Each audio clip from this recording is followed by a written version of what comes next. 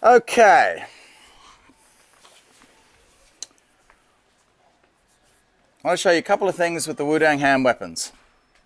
This is a theme I've been talking about throughout the whole camp, but everyone's still doing it. Okay, so just let's start doing this. Just throw the punch. Just the first move, not the whole thing. Just that. Just keep throwing the punch.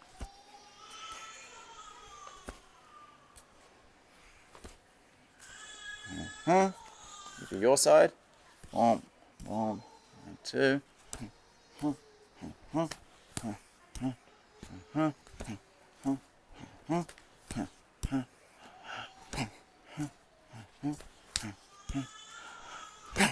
Now see there.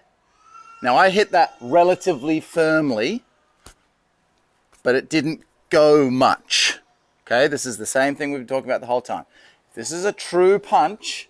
This is a test you can do with any technique you're practicing with reference to straight punching. So, you're going to punch me straight in the chest. Okay, just punch me in the chest, like, just, yeah, a bit harder kind of thing. That's it. Hard enough so it's a proper, decent sort of punch. Keep going. Keep going. Keep going. Bit harder. Bit harder. Come on. That's it. See the effort that I used there? Did you see me use any effort?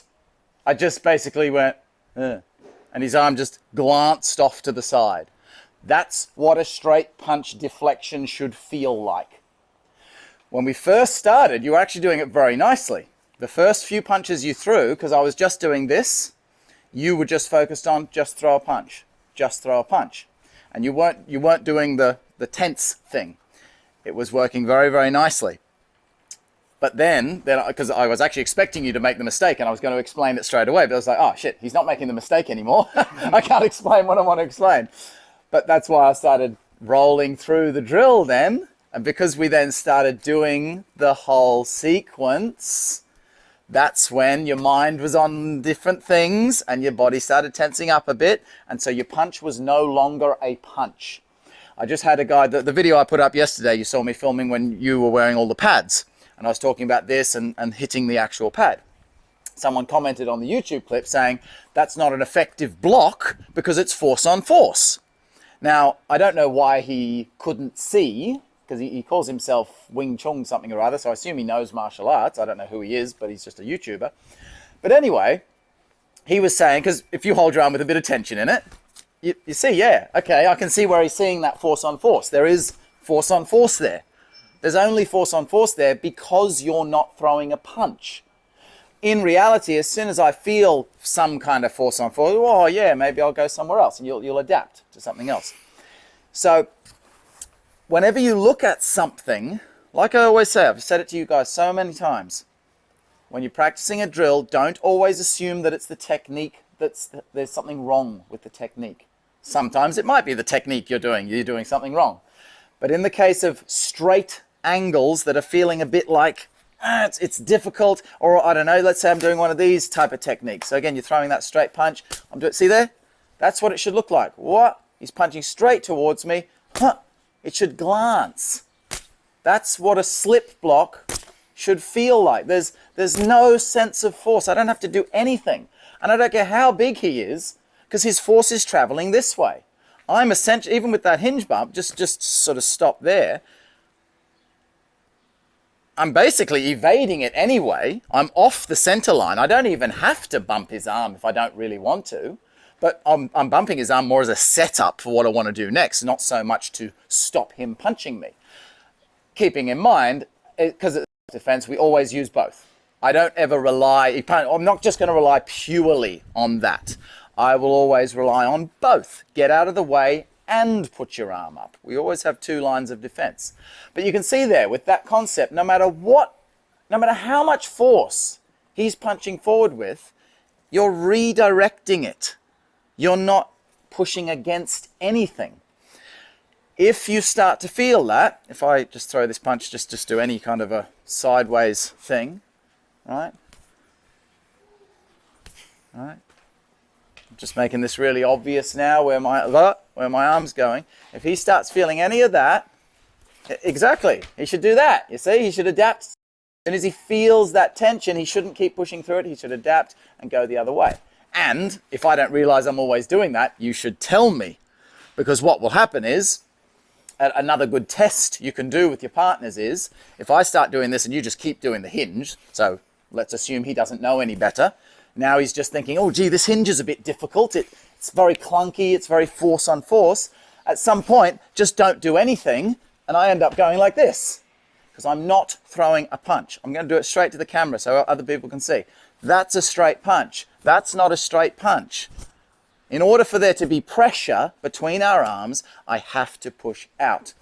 So I've already said that about 5 times on this camp, and it's something we all need to work on. I have only ever trained with 2 people in my entire life, one student and my father, who never made this mistake of bracing against impact. We all do it. I know I'm guilty of it myself. I don't do it that much anymore. As soon as I realized that it's such a problem, I really started making sure I'm not doing it myself. But I know I still do it. It's still a problem. The problem only comes when you're practicing methods which are repetitive.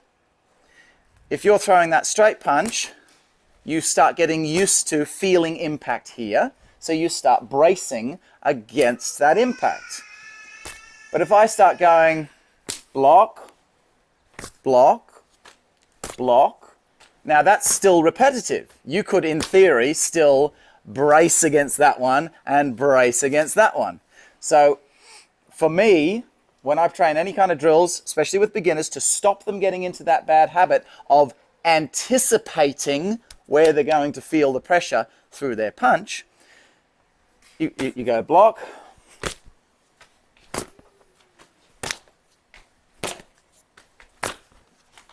you don't let them know which way you're going to go, you see? So that forces him to stay on that neutral line because he starts to realize if he tries, you think I'm going to go this way, so you're bracing that way, and then I go this way, you really feel you've got to go, whoa, I'm really off balance. So it's a thing we do because we want to feel safe. You throw the punch, you feel safer when you feel safe there, you see? Because you know what's happening. So you think you feel safer. But in reality, you throw a punch at someone, you have no idea what I'm going to do. You don't know if I'm going to move this way, or duck, or move backwards, or come in. You don't know what I'm going to do.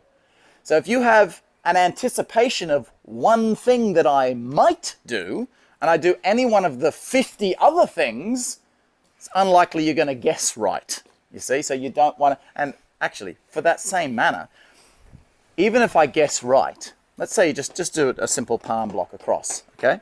Just something like that, and I do this kind of thing, okay? You think you're safe because you don't understand fighting. But if you're doing that to me and you do that pushy in thing, oh, nice. Please do that to me. I want you to do that to me in a free fighting situation. If I feel that, you're mine. I'm just going to suck that in and land you on my elbow kind of thing. Whereas if I knock your arm and you go loose, you're not giving me anything. Sure, I can still throw a punch, but you can also block that punch. You're staying neutral. You're staying loose. What's Taiji? We're being loose. Okay? So pay attention to that throughout your whole training. Every single time you do a technique, I want you to keep checking. There's the block. There's the block. There's the block. If at any point, just purposely do it a bit wrong. Watch your punch. You're not throwing a punch. Remind each other that you're doing this. This is not punching. You got to punch. Another way you can do it is clear your mind. You got to clear your mind. That's why we wear gloves. Because most people, especially to the face, they're like, oh, hang on, I don't want to accidentally punch him in the face. And so in which case they push their arm forward with control in it. They're not swinging properly because they're worried about bopping them on the nose. One thing you can do to fix that is what we're doing now. You just aim at the chest. Some techniques don't work when you're aiming at the chest, but some do. If it works like that, you can get the feel. Maybe you haven't got any gloves on you. I can throw it towards the chest. You just do a simple block across, whatever block he's going to do. But because I'm aiming at the chest, I'm not worried about contacting. I can close my eyes and just throw my arms towards his chest, because if he gets hit, it's just a bump on the chest. I'm not swinging full force, but boom, straight on the nose or something, or a finger in the eye, and then you can get, injuries for the rest of class. So please keep reminding each other. Remind me. If you think I'm doing it at some point, please tell me, because maybe sometimes I don't notice I'm doing it. So always remind each other to throw a real punch. You can slow it down.